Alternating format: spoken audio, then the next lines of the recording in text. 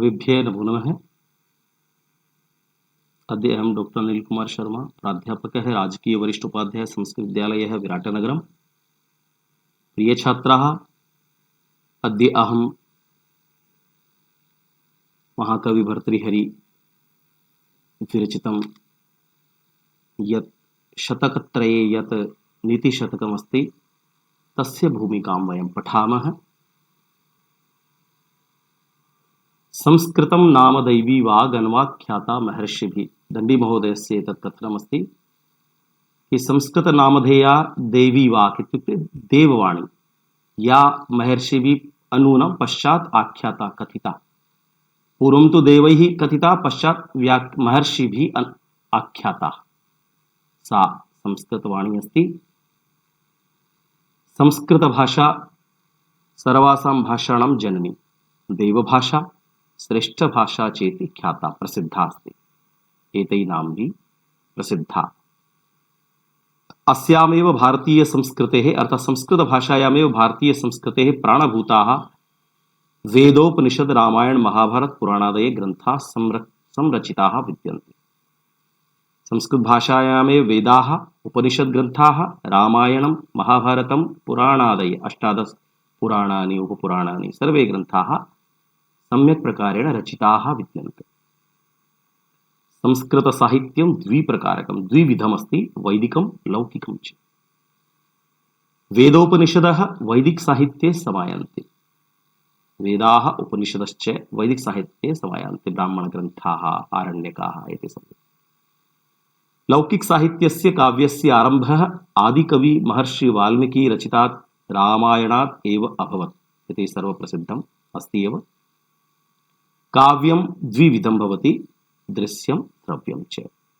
दृश्यं काव्यं रूपकाणि उपरूपकाणि च। श्रव्यकाव्यस्य उपभेदत्रयमस्ति, गद्यं पद्यं चम्पू इति। पद्यकाव्यस्य उपभेदत्रयं महाकाव्यं, खण्डकाव्यं, गीतिकाव्यं च। महाकाव्यं सर्गबन्धं महापुरुषचरितात्मकं विद्यते। महाकाव्यस्य परिभाषा अस्ति। सर्गबन्धं भवति, महापुरुषचरितात्मकं भवति विद्यते। खण्डकाव्यं किं भवति? मानवजीवनोचितम् एकदेशीय कथानक आधारितं दृश्यते। गीतिकाव्यं किं? गीतिकाव्यस्य उपभेदद्वयं कर्तुं शक्यते, एकं प्रबन्धात्मकम्, एकं मुक्तकम्। संस्कृतेः शतकग्रन्थाः अस्यामेव कोटौ समाविष्टाः सन्ति। अस्यां कोटौ, मुक्तककोटौ। यथा अग्निपुराणे उक्तमस्ति, मुक्तकं श्लोक एवैक चमत्कार क्षमं सताम्। अर्थात् सज्जनानां कृते चमत्कारं कर्तुं क्षमं भवति। किं किं? मुक्तकं, मुक्तक श्लोक।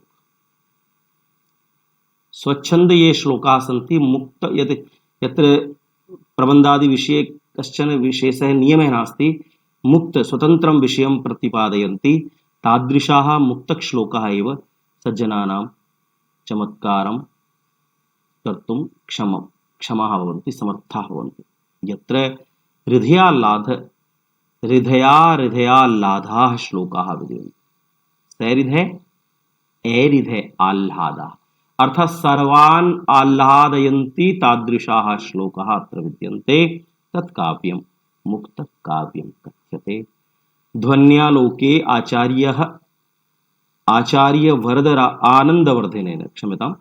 ध्वन्यालोके आचार्य आनन्दवर्धनेन प्रोक्तं, पूर्वापरनिरपेक्षेणापि हि येन स्वचर्वणा क्रियते तदेव मुक्तकम्। पूर्व अपर निरपेक्ष भावेनापि हि निश्चयेन येन रसचर्वण द्वारा रसचर्वणा क्रियते तदेव मुक्तकं भवति। अर्थात् मुक्तक काव्ये श्लोकाः पूर्वापर प्रसंगरहिताः रसास्वादनाय स्वतन्त्रकाव्यत्वक्षमाश्च भवन्ति। महाकवि भर्तृहरेः शतकत्रयं मुक्तककाव्यत्वं भजते। त्रीणि अपि शतकानि मुक्तकाव्यान्तर्गतं समायान्ति। अस्तु, महाकवि भर्तृहरेः जीवनपरिचयस्य किञ्चित् चर्चां कुर्मः। जीवनपरिचयस्य संस्कृतसाहित्ये प्रसिद्धानां कालिदासादीनां कवीनां सदृशः अस्य कवेः जीवनपरिचयविषये प्रामाणिकं किमपि जीवनवृत्तं नोपलभ्यते, उपलब्धं नास्ति, प्राप्तं न भवति। यथा कालिदास इत्यादीनां कवीनां विषये किमपि प्रामाणिकं प्राप्तं न भवति, केवलं काल्पनिकं दृश्यते, संभावितं दृश्यते, तथैव भर्तृहरे विषयेपि प्रामाणिकं किमपि जीवनवृत्तं न प्राप्यते। तथापि अंतः बाह्य प्रमाणानुसारम्, आंतरिक प्रमाण बाह्य प्रमाण इत्यानुसारं वक्तुं शक्यते यत् कवेः जीवनं राजैश्वर्य भोगयुक्तमासीत्। भर्तृहरे यत् जीवनमासीत् तत् राजकीय ऐश्वर्य भोगयुक्तमासीत्। वाक्यपदीयस्य मङ्गलश्लोकः अस्ति अनादि निधनं ब्रह्म इति। अनादि निधनं ब्रह्म वागुत्सृष्टा स्वयंभुवा, अनादि निधनं ब्रह्म शब्द तत्त्वं यदक्षरं ब्रह्मणोऽर्थभावेन प्रक्रिया जगतो यतः इति अस्ति। नीतिशतकस्य मंगलश्लोके अस्ति अनन्तचिन्मात्रमूर्तये। एताभ्यां श्लोकाभ्यां कविरयं ब्रह्मवादी इति प्रतीयते, ब्रह्म स्मरति। अत्रापि ब्रह्मचर्चा अस्ति, अत्रापि अस्ति। अस्य कवेः जीवनवृत्तविषये अनेकाः जनश्रुतयः प्रचलिताः सन्ति। तदनुसारं कविरयं मालव प्रदेश निवासी क्षत्रियः आसीत्। एवं ज्ञानं भवति, एवं प्रतीति भवति जनश्रुतेभिः यत् एषः कविः मालव प्रदेशस्य निवासी क्षत्रियः आसीत् कश्चन। अस्य पितुः नाम गन्धर्वसेनः। गन्धर्वसेनस्य पत्नी द्वयमासीत्। तस्य द्वौ पुत्रौ जातौ। गन्धर्वसेनस्य द्वौ पुत्रौ उत्पन्नौ। भर्तृहरिः एकः, अपरश्च विक्रमादित्यः। धारादिपतेः पुत्री आसीत्, सा विक्रमादित्यस्य माता आसीत्। धारानगरी आसीत्। धारानगर्याः यः राजा आसीत् तस्य पुत्री विक्रमादित्यस्य माता आसीत्। कालक्रमेण सन्तानरहितः धारानृपतिः स्वराज्यं विक्रमादित्याय प्रदातुम् इष्टवान्। तस्य इच्छा आसीत् यत् स्वकीयं साम्राज्यम् अहं विक्रमादित्याय समर्पयामि। परन्तु विक्रमादित्यः अग्रजाय भर्तृहरये राज्यं प्रदाय तस्य मन्त्रित्वेन कार्यं कृतवान्। सः इष्टवान् यत् अहं मन्त्रिरूपेण कार्यं करिष्यामि, राजा तु भर्तृहरिः एव भवेत्। मालवप्रदेशस्य राजधानी धारानगरी परिवर्त्य उज्जयिनी अभवत्। तस्यैव परिवर्तनम् अभवत् उज्जयिनीरूपेण। धारानगर्याः एव नाम अस्ति उज्जयिनी इति। राज्यसत्तां प्राप्य भर्तृहरिः विषयासक्तः सञ्जातः, विषयेषु आसक्तः सञ्जातः।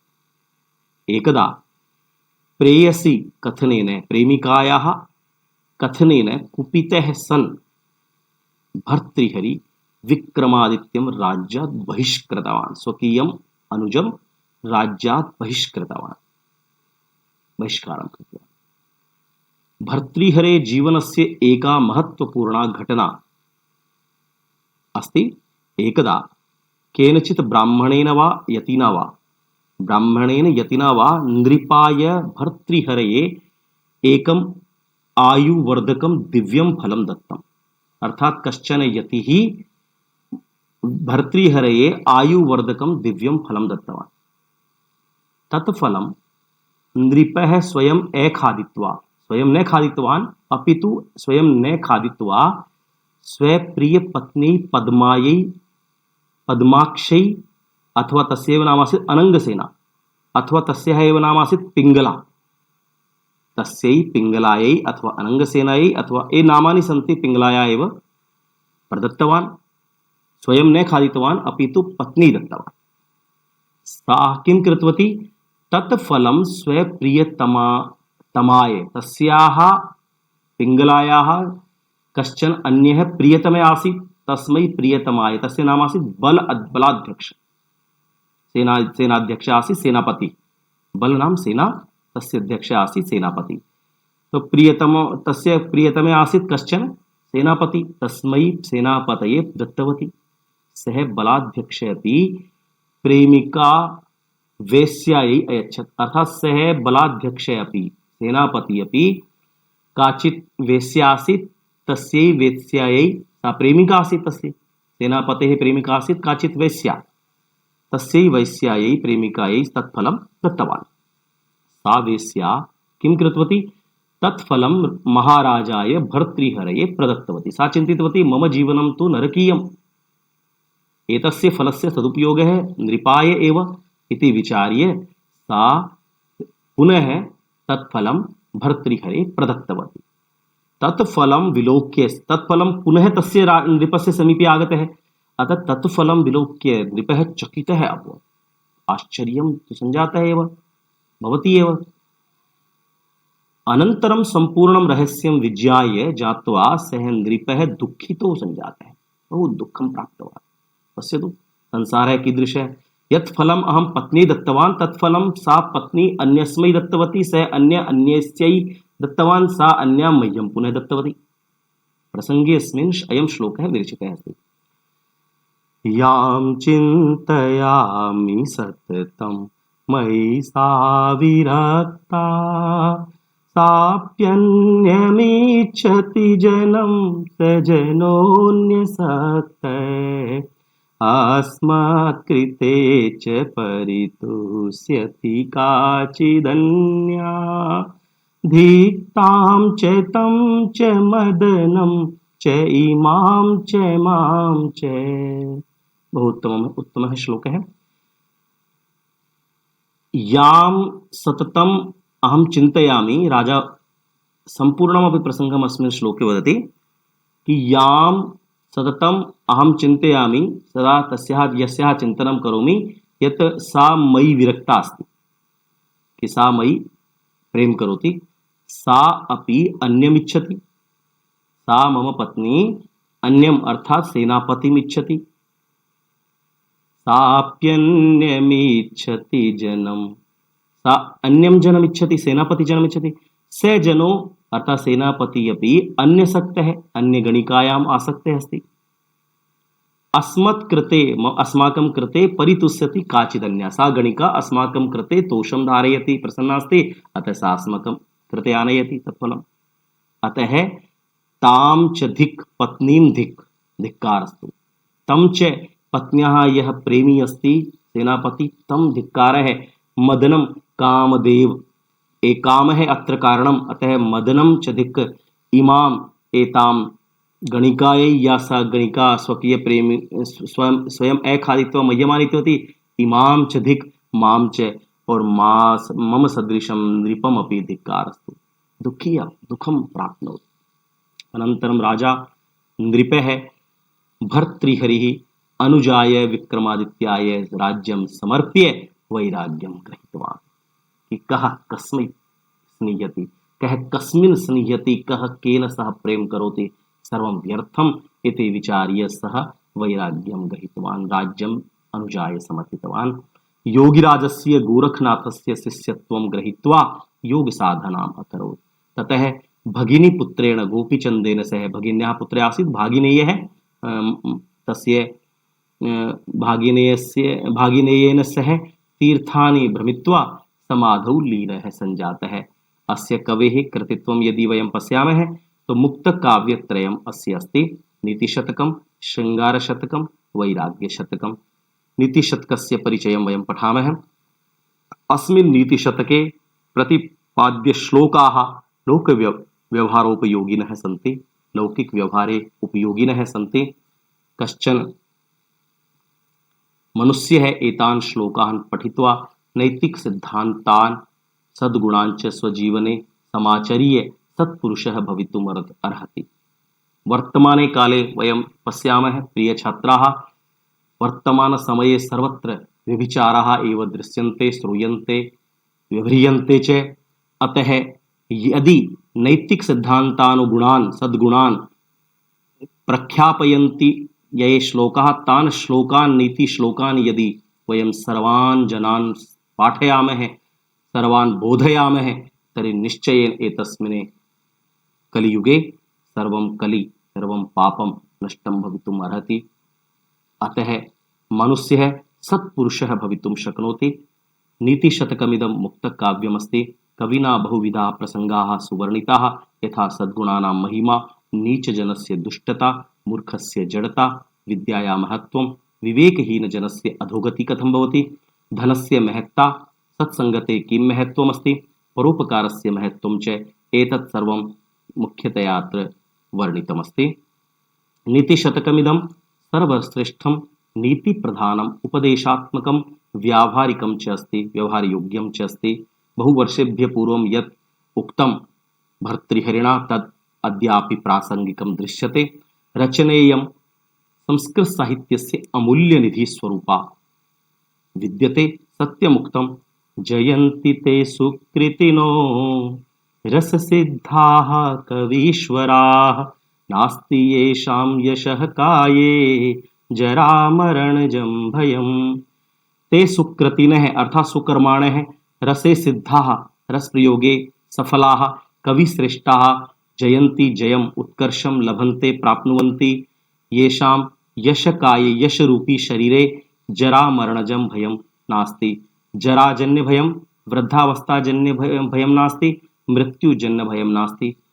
तादृशाः रससिद्धाः कवीश्वराः सुकृतिनः जयं प्राप्नुवन्ति इति बहु सम्यक् प्रकारेण उक्तमस्ति। अत्र मुख्यतया एताः सूक्तयः अत्र सन्ति, तेषां वयम् एकवारं चिन्तनं कुर्मः, पठनं कुर्मः।